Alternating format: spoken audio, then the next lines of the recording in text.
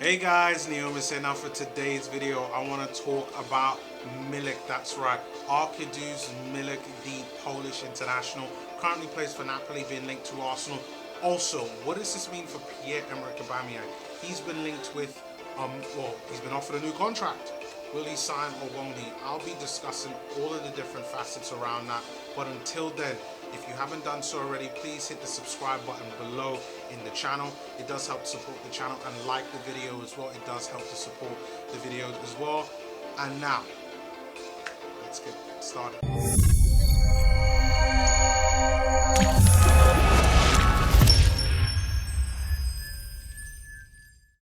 So we gotta talk about Milik now. Now Milik is a 26-year-old Polish striker. Currently plays for Napoli.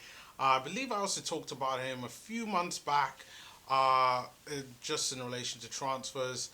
And I'm pretty surprised to see and hear that Milik has been linked towards Arsenal once again.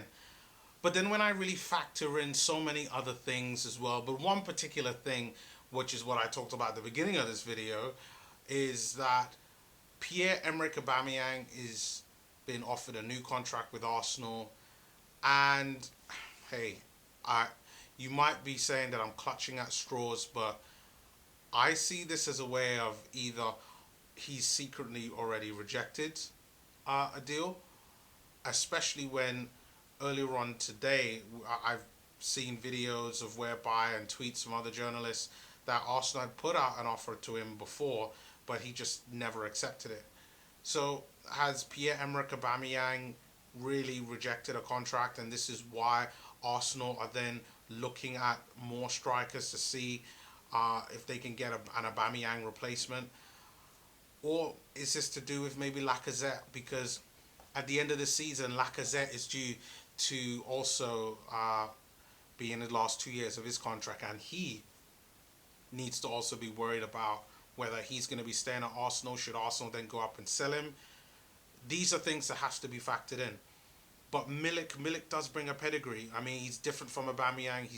Aubameyang, obviously, we know, is quick, fast, nimble, and just ruthless finisher.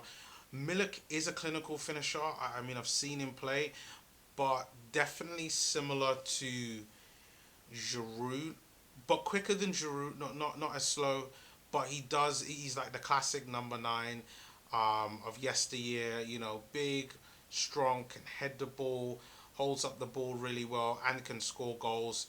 And I mean, his goal tally really isn't that bad. I mean, Milik so far has played 22 games so far this season and has scored 12 goals, which isn't a bad return. Now, the story is that Napoli are looking to sell Milik to any club that isn't Juventus, and this has been going on with lots of other Italian clubs. They don't want to sell their best players to Juventus. Obviously, we all know what this does to the league. It makes the league less competitive, and obviously, Juventus being the less team, the bigger team does like to hoard a lot of players, which is what we are seeing now with all the other players that they have. So it's understandable that Napoli don't want to sell to Juventus. I mean, I even heard a story online, and I'm not sure if it's true, that Mauro Icardi had a anti Juventus clause in his contract so that he could never sign for Juventus once he signs this deal with PSG, which I thought was so funny for that. But I'm not sure about Milik. To be an Aubameyang replacement, I think that's a tough one to call. And with Arsenal's stance on players, particularly younger players, I don't see us having a lot of experienced forward players. So I really only see us bringing in another striker, only only if Aubameyang and Lacazette were to leave. If both of them were to leave, that's the only chance and the only time when I see Arsenal really bringing in another striker. And Milik, with his goals, he is able to perform pretty well. So I do like I do like Milik. Don't get me wrong, and I think he's a good player, and he would fit in well within the Premier League, and he would give us another option. But the only way I see him with Arsenal is if our two other experienced players in Aubameyang and Lacazette leave, meaning that he will be the experienced one, and then the likes of Nketiah and Martinelli will be seen as his backups, either to play up front by themselves or to play up front together. That's the only way I see it with this one. And then you look on Aubameyang's side. Aubameyang's been offered a new contract, and is he going to sign it? I really don't know. I really, really don't know.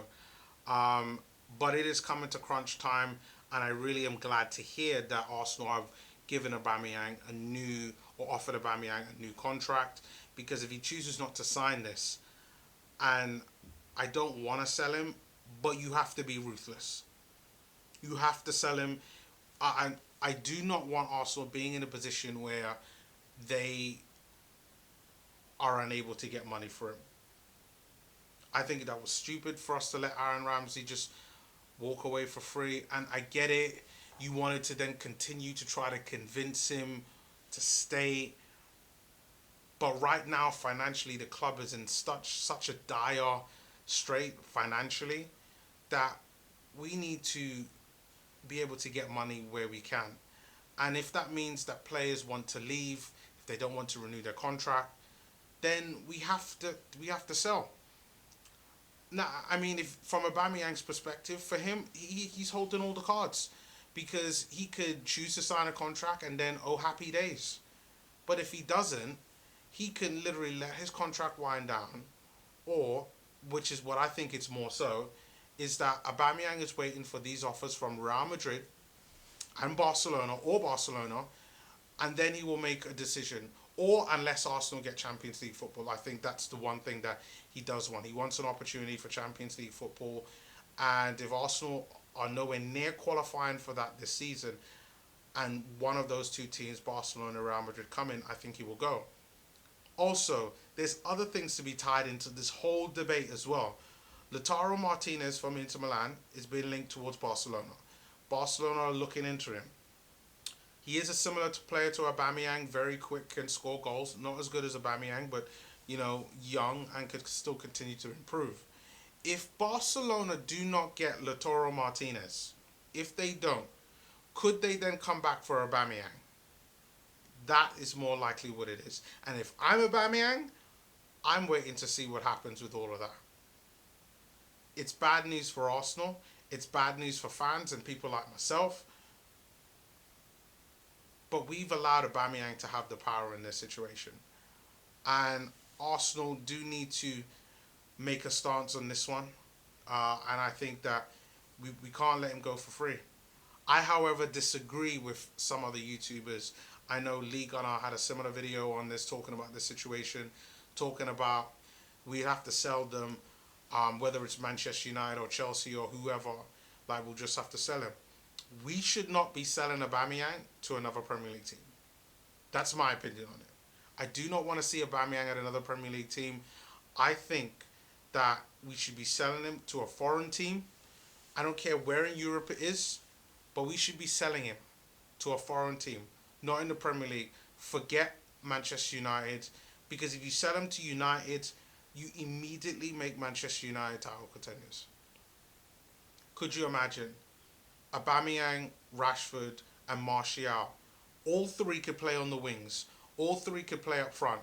They're going to be interchanging with one another, scoring goals, creating chances. It will be that would be a really good front three. A really, really good front three. We would build Manchester United up to being a side that finishing 6th and 7th to immediately finishing 2nd or 3rd. Challenging, to be honest. We can't do that. So I say this.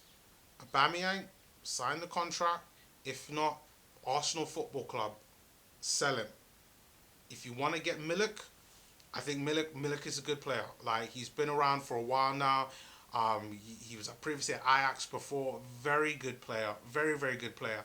Different from Aubameyang and would be seen as an alternative option, but a very good striker nevertheless. But guys, what do you think about everything that I've just talked here today? Leave your comments below on what do you think of Milik coming to Arsenal, Aubameyang then leaving Arsenal. Should we sell him? Should we not? Leave your comments below. Really interested to hear your thoughts on this. So many different facets and caveats to this. So many other different teams that's linked into this as well. But my basic premise is that Arsenal need to be in control of every aspect of this deal, Aubameyang or otherwise, going through.